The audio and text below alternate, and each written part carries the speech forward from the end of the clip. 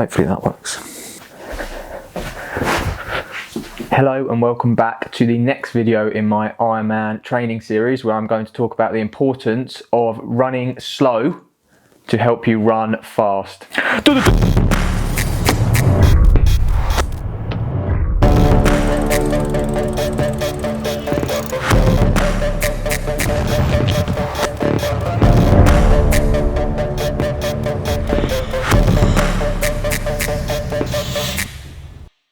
Welcome back to the channel. It is Wednesday the 27th of January and I've just got back from another run workout. But before I go through what that run workout entailed, I wanted to talk to you about why running slow will ultimately make you run faster.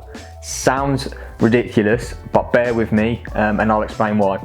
If you're relatively new to running, then you've probably heard somewhere about this zone 2 rage and why it's so good. So what is zone 2 that everyone talks about? Basically, it's your easy pace. So it's a pace that you can run at for an extended period of time. You're able to hold a conversation and it's fairly comfortable. You know, you can run at ease at that pace. This, in scientific terms, works your aerobic enzymes and capacity, your mitochondrial density and capillaries. So basically, you're able to utilize oxygen better during your workouts. So in short, it basically allows your body to better deal with the stresses of running.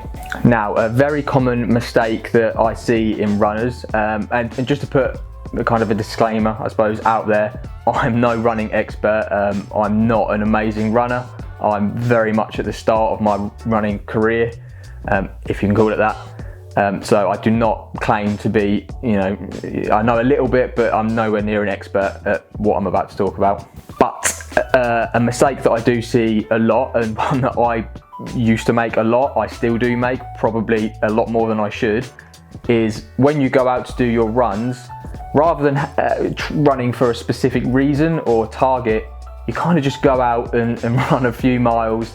You go kind of hard, but not too hard that is, not sustainable. It's sort of in the zone 3-4 sort of area where it hurts and you're struggling, but it is still sustainable and you are still able to complete the run. Doing runs in that sort of zone 3-4 zone all the time and not differentiating between zone 2 work, zone 1 even, and sort of zone 5 really fast work, you're basically not getting enough out of your training, and you're probably putting in more effort than you actually need to be, which is why slowing down some of these runs into this zone 2 pace will actually make you able to run a lot faster when you push yourself into the faster paces. Let's say you carry on going at your zone 3-4 runs, a few times a week maybe, which by the way is brilliant. You're getting out and doing runs. That is an amazing first step, and congratulations. But now you're ready to move on to the next step and really start improving, your running gains and getting faster, doing longer distances and doing it easier as well. And let's say a month down the line, you're still doing it. You've probably noticed that 1, you're losing motivation to keep running. 2, your pace isn't increasing. Every time you go out, you're probably going out and going, right, today I'm going to run this 5K and I'm going to do it the fastest I've ever done. You can only do that so many times before you start getting injuries, little niggles here and there, and ultimately you're going to burn out. It's not sustainable. To run that hard all the time just isn't sustainable. Although, if you are just looking to do a few runs per week and that's all you're interested in, then that's amazing. You don't need to watch this, and yeah, keep doing what you're doing. But if you are looking to improve, then keep listening. So how do you incorporate this zone 2 work into your training, into your running, and start utilizing the benefits of this running slow to help you run fast? Well, most athletes following some sort of program will tend to do roughly 80% of their volume in zone 2, so at an easy pace, and then just 20% higher, zone 3, 4, 5. So I'll give you an example of maybe what a week's run workout. This is for me, so this is quite triathlon specific, but you can kind of take it as you will. But basically, so in your week's training, you want roughly 80%, like I say, to be in this zone 2 easy work, and then just 20% to be hard. And now when you do your 80%, remember you want to be doing that easy really, really easy. But when it comes to the 20%, you're gonna suffer. You need to go hard. You need to go really hard. So kind of what my weekly running looks like at the moment is on a Wednesday, like today, I'll have a speed workout, so my intervals, which tend to be roughly around maybe the 15 to 20 minute mark worth of intervals. So that's worth of just really hard efforts. And then obviously there's some zone 2 bits in there. So the warm up, the cool down, and in between intervals should all be done in zone 2. Then I have on Saturday my brick run. So off the bike, I do a 20-minute easy run. Again, zone 2. And then on Sundays, I'll have my long run, which is just, again, all in zone 2, which might be anything from an hour and a half upwards. So yeah, that's kind of what my training looks like, and I'm following roughly that 80% rule for zone 2. And I've, been following my plan for maybe 8 weeks, and I've noticed huge benefits from doing this. So why this magical 80%? What does that do, and why should you follow it? To start with, let's talk about recovery. Recovery is huge. Doing, like I say, these runs that you're doing in zone 3 to 4, you're kind of not giving your body enough time to recover to improve your fitness. So you might do your first 5K on a Tuesday and you go out and you do it really hard, and then you come to Thursday and you do the exact same thing. Your body hasn't really recovered that well and hasn't taken in that fitness gains that you may have made from your fast 5K. So you need to allow your body enough time to recover. This is also linked to recovery, but during your interval workouts, it's important to make sure your easy efforts in the intervals, so are, not even zone 2, maybe zone 1, that they are really easy. The reason being is your first interval, let's say it's a minute hard, you do that and your first one might be at a really solid pace, you're happy with it. If you don't spend the next minute or the next easy period recovering from that first effort, your second effort, you're going to see a massive decline. You're not going to be able to hold that same pace as the first effort, which is ultimately what you want to do.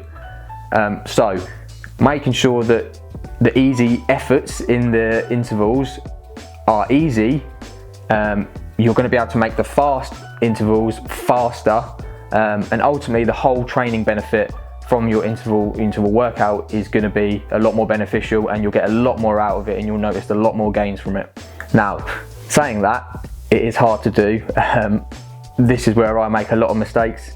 I tend to do my intervals in the easy bits. I don't actually do them easy enough. Reason being, I basically want my average pace on Strava to look as best as possible. And if you're putting in, 5 30-minute per mile, 5-minute per mile efforts, you want your average pace to reflect that. But you need to drop that. It's something that I'm definitely working on, and I need to do.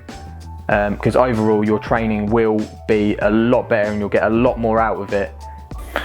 And so just a few key takeaways to take with you when you're next going out for your run, or you're planning your next week out running. Try and get close to 80% in zone 2 and make sure it's easy. Drop the whole, my average pace is going to look rubbish on Strava. It doesn't matter ultimately. Because that will improve and your average pace will go up probably quicker than most other people's if you are following some sort of plan like this. Secondly, the 20% efforts that you do, make them hard. So if your training calls for zone 5, go hard, and you'll notice that you'll be able to go harder than if you weren't doing the zone 2 work, because you've recovered, because your legs are fresh and ready to do that. Now, hopefully I haven't waffled on for too long and I haven't explained that too badly, and you kind of get the gist of what I'm saying. Now I'll quickly talk, for those that are still watching, if there's any, about the workout that I had today. I did explain this in the previous video, but today's run was actually slightly different. So I'll go through what the training called for today and kind of give you a bit of an insight as to my interval run. So I had a warm up of 15 minutes in zone 1 to 2 in that easy pace. And then I had 6 by 2 minutes in zone 4, followed by 2 minutes in zone 1. So that's about an 8:30 minute per mile for me. Really nice and slow. And then just a 5-minute cool down in zone 1 to 2. Now, as I mentioned, I'm still working on this zone 2 stuff, so I actually ended up going a little bit quicker in my cool down than I definitely should have done. I won't go through all the splits, I'll put them up here so you can see them, but overall the run ended up being 8.15 miles. Again, like I say, that is a little bit long. It was meant to be 44 minutes. I ended up doing 56 minutes of running. My average pace was a 6:55, but if I look at just the splits, all my harder efforts, so my zone 4 efforts, were actually a bit quicker, so they're around probably a 6:10 to 6:15 minute per mile. Now I think this is because my fitness has increased and I need to update that onto Training Peaks, but that did feel like a zone 4 effort for me. Where I went wrong is in between them. It should have been, like I say, around an 8:30 minute per mile, but I was doing probably a 7:30 minute per mile, so I definitely could have gone slower then. And then my warm-up was good, that was in the right zone. And then, like I say, my cool down was where I'm really wrong, which is what I tend to do. I was meant to do 5 minutes in zone 1 to 2, which is around a 7:30 minute per mile. I ended up doing, what's this? About 17 minute cool down, averaging maybe like a 6:45 minute per mile. Far too quick, I should have gone slower. But yeah, as you can see, I still make these mistakes. I know better, but I'm going to end the video here. I don't want to keep rambling. It's been probably far too much of me talking in this video. But like I say, I hope you've gained some sort of insight. Do try this if you haven't yet, and I promise you, you'll notice gains in your running. Like I say, you're probably already putting in more effort than you need to be. So it's only going to, it's only a win really. But yeah, thanks for watching.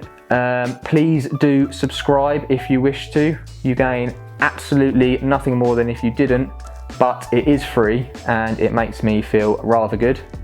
And you get to see all my new videos when they come out, which is a plus. And yeah, I shall see you next time in another video about something related to triathlon. That's what I need. Ta-ta for now.